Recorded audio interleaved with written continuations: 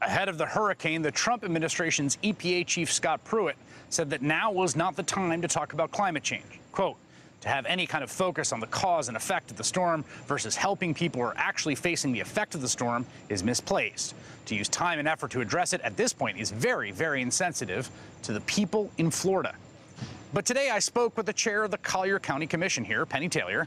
She's a Republican who accepts a scientific consensus on climate change. She said that once NOAA undertook a $1 million study on how Collier County will be affected by sea level rise, people there became more open to the issue. And then Hurricane Irma happened.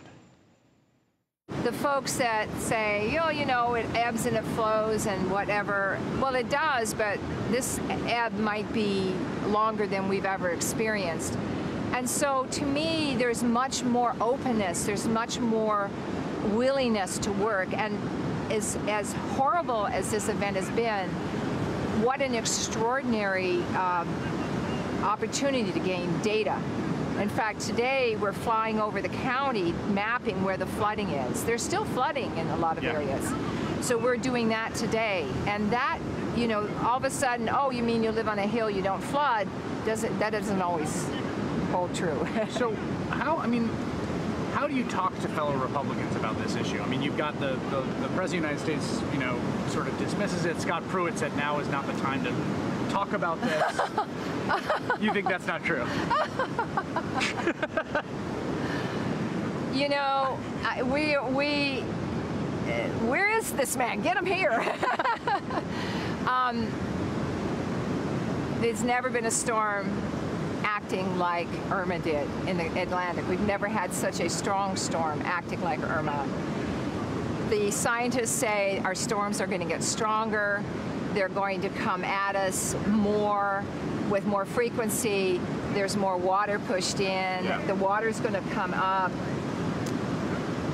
There'll always be the doubters, you know, but I think rational people in quieter moments will understand that this isn't the end of the world, but right. My gosh, we have to prepare. There has to be an adaptation technologically to accept the fact that the sea level is going to get higher. Maybe you guys can engineer your way out of 4 feet of sea level rise, but maybe not 8.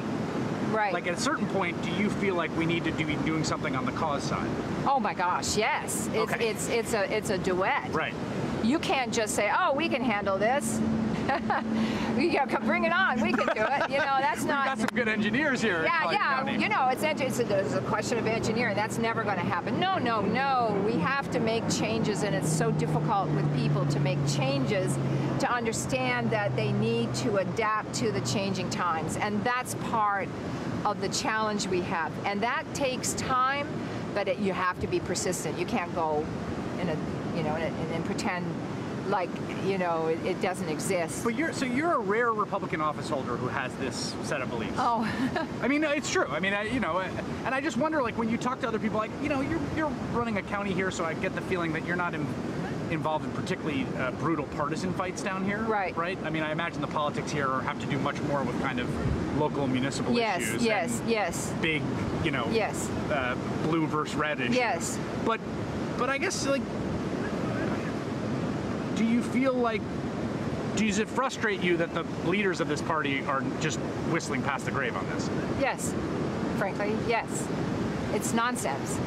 And I think that, you know, I think they say, oh, no, we can't say this because people will be afraid to come. You know, I've heard this. Oh, interesting. People will be afraid to be here, or, you know, it'll take care of itself. Well, maybe if you're 88 and, you know, and you have another 20 years in your life, if you're lucky, it might take care of itself. But we're looking for our children and our grandchildren to be able to live in a place that we love and cherish, and we want to work with the climate, and we want to be able to not master, but adapt to the change, because, you know, it's an old story, Mother Nature bats last. Hello, Irma. Right. We really need, this is a wake-up call, I think, for everyone here, and I think it's a wake-up call for the state of Florida. And I think as we move, you know, hopefully we don't have to have too many of these wake-up calls to make those adjustments, but gosh. Well, Will it wake up I mean, you have a governor who literally said and told people not to use the phrase climate change in the state's planning apparatus, right? Yeah. Is it going to wake him up?